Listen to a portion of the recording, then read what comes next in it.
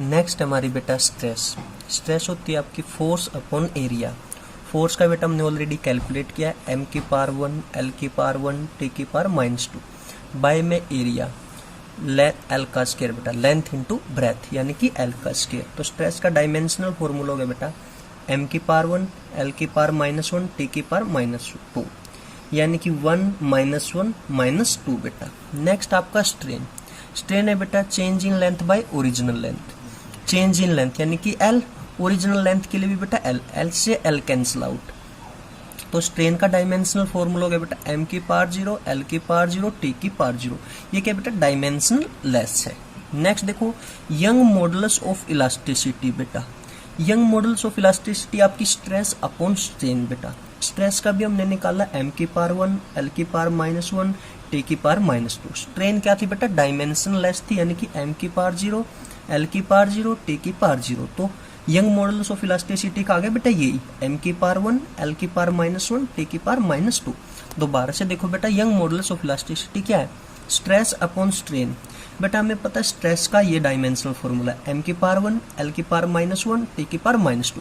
Strain क्या बेटा dimension less है, इसकी कोई डायमेंशन नहीं है यानी कि m की पावर 0 l की पावर 0 t की पावर 0। तो इसका डायमेंशनल फॉर्मूला क्या होगा बेटा यही m की पावर 1 l की पावर -1 t की पावर -2 यानी कि 1 -1 -2। नेक्स्ट है बेटा आपका surface tension. Force upon length बेटा। फोर्स का हमें पता है m की पावर 1 l की पावर 1 t की पावर -2 बाय में लेंथ के लिए बेटा l, l की पावर 1। यहाँ से l से आपका l कैंसिल आउट बेटा, m की पावर 1 l की पावर 0 t की पावर -2। ये हो गया बेटा आपका सरफेस टेंशन का। नेक्स्ट है बेटा आपका इलेक्ट्रिक चार्ज। इलेक्ट्रिक चार्ज क्या होता है करंट इनटू टाइम। करंट के लिए बेटा I और टाइम के लिए आपका t बेटा, यानी कि m की पावर 0 l की पावर 0 t की पावर 1 I की पावर 1 बेटा, यानी कि 0 0 1 1 बेटा। दोबारा से देखो इलेक्ट्रिक चार्ज क्या है करंट इनटू टाइम बेटा। MLT फॉर्म में देखिए m की पावर 0 l की पावर 0 t की पावर 1 I की पावर 1 बेटा। नेक्स्ट आपका इलेक्ट्रिक पोटेंशियल, वो तो बेटा work done by charge. Work done का हमें पता है m की पावर 1 l की पावर 2 t की पावर -2 बाय में चार्ज का बेटा I की पावर 1 t की पावर 1। तो यहाँ से देखो बेटा आपका आ गया m की पावर 1 l की पावर 2 I की पावर -1 t की पावर -3 बेटा। नेक्स्ट आपका इलेक्ट्रिकल रेजिस्टेंस बेटा, वो था change in potential upon current बेटा। पोटेंशियल का हमें पता है बेटा m की पावर 1 l की पावर 2 I की पावर -1 t की पावर -3 अभी निकाला था बेटा, अपॉन में I की पावर 1 बेटा। यहाँ से देखो m की पावर 1 l की पावर 2 I की पावर -2 t की पावर -3। दोबारा से देखो बेटा आपका इलेक्ट्रिकल रेजिस्टेंस क्या change in potential upon current. अभी हमने पोटेंशियल का निकाला था बेटा अपॉन में करंट, यानी कि m की पावर 1 l की पावर 2 I की पावर -1 t की पावर -3 अपॉन में I की पावर 1 बेटा। तो यहाँ से हो गया आपका m की पावर 1 l की पावर 2 I की पावर -2 बेटा और t की पावर -3, क्योंकि एक I की पावर -1 ऊपर है तो ऊपर जाएगा बेटा। नेक्स्ट आपका कैपेसिटेंस। कैपेसिटेंस होता है बेटा Q बाई V। चार्ज का हमें पता है I की पावर 1 t की पावर 1 अपॉन में पोटेंशियल का भी बेटा हमने निकाला था अभी पीछे, वो गया आपका m की पावर 1 l की पावर 2 I की पावर -1 और t की पावर -3। तो यहाँ से देखो बेटा आपका आ गया m की पावर -1 l की पावर -2 t की पावर 2 I की पावर 2 बेटा। दोबारा से देखो कैपेसिटेंस क्या है चार्ज अपॉन पोटेंशियल बेटा। चार्ज का हमें पता I की पावर 1 t की पावर 1 बाय में पोटेंशियल m की पावर 1 l की पावर 2 I की पावर -1 t की पावर -3 बेटा। तो MLT फॉर्म में m की पावर -1 l की पावर -2 ऊपर जाएगा बेटा, t की पावर 2 क्योंकि एक t ऊपर है ये ऊपर जाके प्लस का बेटा, तो I की पावर 2 एक I ऊपर है एक I है ये भी ऊपर जाके प्लस का, यानी कि MLT फॉर्म में हो गया बेटा ये, यानी कि -1 -2 2 2। नेक्स्ट है बेटा टेम्परेचर ग्रेडियंट, वो होता है change in temperature by length. Temperature के लिए हम यूज करेंगे बेटा K अपॉन में लेंथ के लिए L बेटा, यानी कि ये निकल गया आपका m की पावर 0 l की पावर -1 k की पावर 1 t की पावर 0। दोबारा से समझो बेटा टेम्परेचर ग्रेडियंट क्या होता है change in temperature by length, यानी कि बेटा के अपॉन एल, एम की पावर 0, एल की पावर -1, के की पावर 1, टी की पावर 0, यानी कि बेटा 0 -1 1 0। नेक्स्ट है बेटा डायमेंशन ऑफ सम कांस्टेंट। देखो कुछ कांस्टेंट की डायमेंशन हम निकाल लेंगे। फर्स्ट आपकी रिफ्रैक्टिव इंडेक्स, इसको म्यू से डिनोट करते हैं बेटा c बाई वी, यानी c क्या speed of light by v velocity of light, यानी कि स्पीड का हो गया बेटा l बाई टी, वेलोसिटी का भी l बाई टी, ये कैंसिल आउट। यहाँ से बेटा निकली m की पावर 0, l की पावर 0, t की पावर 0, यानी कि रिफ्रैक्टिव इंडेक्स क्या आपका डायमेंशन लेस है। दोबारा से समझो बेटा, रिफ्रैक्टिव इंडेक्स क्या है, c by v, c is the speed of light, v is the velocity, speed का क्या बेटा l बाई टी, और वेलोसिटी भी क्या है l by t, cancel out. तो यहाँ से डायमेंशन क्या निकले बेटा, m की पावर 0, l की पावर 0, t की पावर 0। रिफ्रैक्टिव इंडेक्स क्या आपका डायमेंशन लेस क्वांटिटी है बेटा।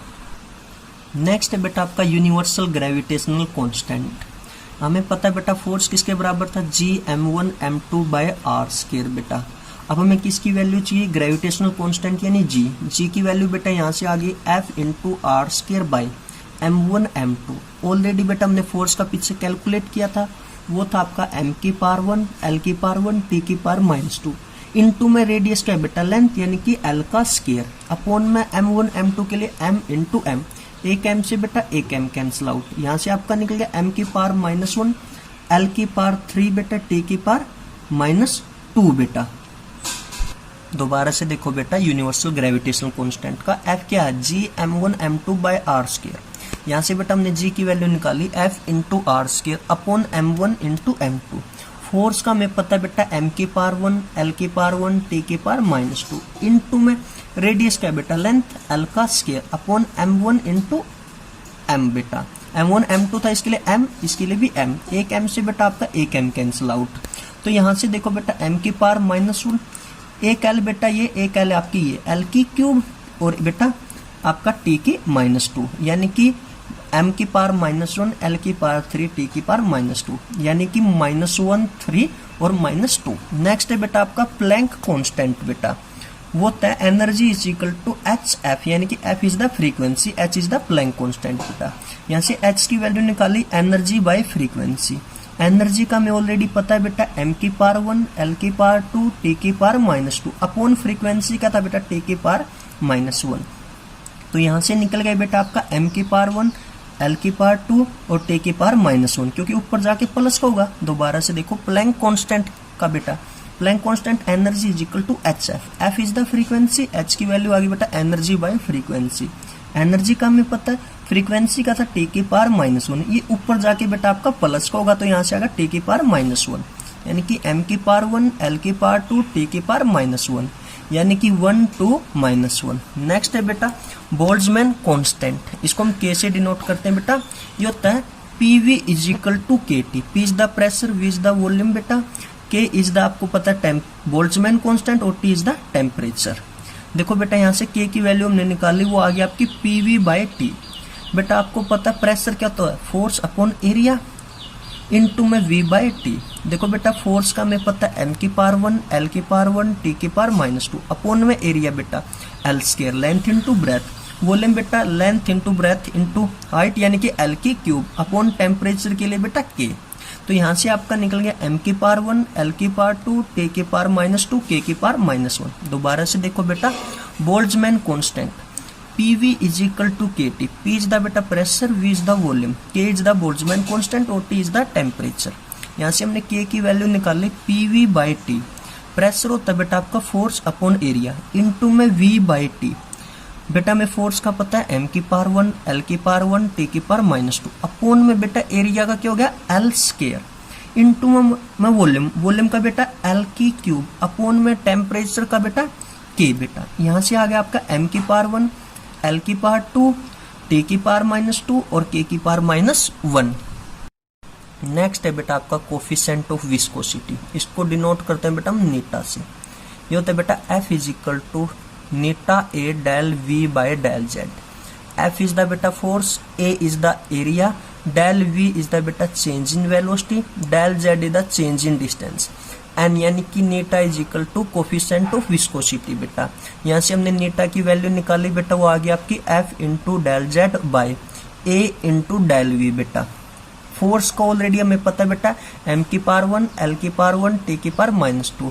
डेल z क्या बेटा डिस्टेंस, डिस्टेंस के लिए हम लेंगे l बेटा, अपोन में एरिया, एरिया का हमें पता है बेटा l स्क्वायर इंटू में del v, v is the बेटा आपको पता है चेंज इन वेलोसिटी, उसकी डायमेंशनल फॉर्मूला हमने ऑलरेडी कैलकुलेट किया बेटा, वो आपका l की पावर 1 t की पावर -1। तो यहाँ से निकल गया बेटा आपका m की पावर 1 l की पावर -1 t की पावर -1। दोबारा से देखो बेटा इसको कोफिशिएंट ऑफ विस्कोसिटी, इसको डिनोट करते हैं नीटा से, इसको बोलते हैं बेटा नीटा। ये होता है आपका F is equal to eta A del v upon del z। F is the force, A is the area, del v change in velocity, del z बेटा change in distance, eta coefficient of viscosity. यहाँ से हमने बेटा नीटा की value निकाल ली, वो निकल गई आपकी F into del z upon area into del v। Force का ऑलरेडी बेटा हमें पता है m की पावर 1 l की पावर 1 t की पावर -2। डेल z देखो डेल z के बेटा चेंज इन डिस्टेंस, डिस्टेंस के लिए l अपॉन में एरिया, एरिया के लिए बेटा l इंटू एल यानी कि l का square upon delta v। Delta v क्या था बेटा आपका चेंज इन वेलोसिटी, और वेलोसिटी का क्या था बेटा l की पावर 1 t की पावर -1। तो यहाँ से आपका निकल गया बेटा m की पावर 1 l की पावर -1 t की पावर -1 यानी कि 1 -1 -1। नेक्स्ट है बेटा आपका मोलर स्पेसिफिक हीट बेटा, इसको डिनोट करते हैं हम C से। यहाँ से देखो बेटा Q is equal to n C delta T. Q is the बेटा heat, n is the number of mole, यहाँ पे एन क्या बेटा number of mole, delta T बेटा चेंज इन टेम्परेचर। ठीक है बेटा, सी का आपको पता है स्पेसिफिक हीट कैपेसिटी। यहाँ से बेटा हमने सी की वैल्यू निकाली, वो निकल गया आपकी Q by n delta T, Q by n delta T. बेटा हमें क्यू का पता है m की पावर 1 l की पावर 2 t की पावर -2। n क्या बेटा number of moles, number of moles के लिए क्या लिखेंगे MOL, और डेल्टा t क्या बेटा चेंज इन टेम्परेचर, टेम्परेचर के लिए हम यूज करेंगे K। तो यहाँ से आपका डायमेंशनल फॉर्मूला निकल गया बेटा m की पावर 1 l की पावर 2 t की पावर -2 मोल की पावर -1 K की पावर -1। दोबारा से देखो बेटा एक बार, मोलर स्पेसिफिक हीट यानी कि बेटा क्या होती है NC डेल्टा टी। क्या is the heat, N is the number of moles, number of moles के लिए बेटा हम यूज करेंगे मोल, और delta T change in temperature, इसके लिए हम यूज करेंगे K। तो यहाँ से बेटा हमने C की वैल्यू निकाल ली, वो निकल गई आपकी Q upon N delta T. Q को ऑलरेडी हमें पता है बेटा m की पावर 1 l की पावर 2 t की पावर -2 अपॉन N यानी कि नंबर ऑफ मोल्स, इसके लिए हम यूज करेंगे मोल बेटा, डेल्टा टी यानी कि टेम्परेचर, इसके लिए हम यूज करेंगे K। तो यहाँ से हो गया बेटा आपका m की पावर 1 l की पावर 2 t की पावर -2 मोल की पावर -1 K की पावर -1 बेटा नेक्स्ट देखो, आपको पता है दो सप्लीमेंट्री फिजिकल क्वांटिटी है बेटा, हुआ है एंगल और सॉलिड एंगल। इनकी यूनिट्स तो है बेटा, लेकिन इनका कोई डायमेंशनल फॉर्मूला नहीं है। दोबारा से समझो बेटा, आपकी दो सप्लीमेंट्री जो फिजिकल क्वांटिटी है एंगल और सॉलिड एंगल, उनकी यूनिट्स तो है बेटा, लेकिन उनका कोई डायमेंशनल फॉर्मूला नहीं है। अगर आपसे क्वेश्चन में पूछा जाए बेटा any physical quantity which has dimension but no units, ऐसी कोई फिजिकल क्वांटिटी जिसकी डायमेंशन और यूनिट ना हो, ऐसी कोई फिजिकल क्वांटिटी बेटा नहीं है।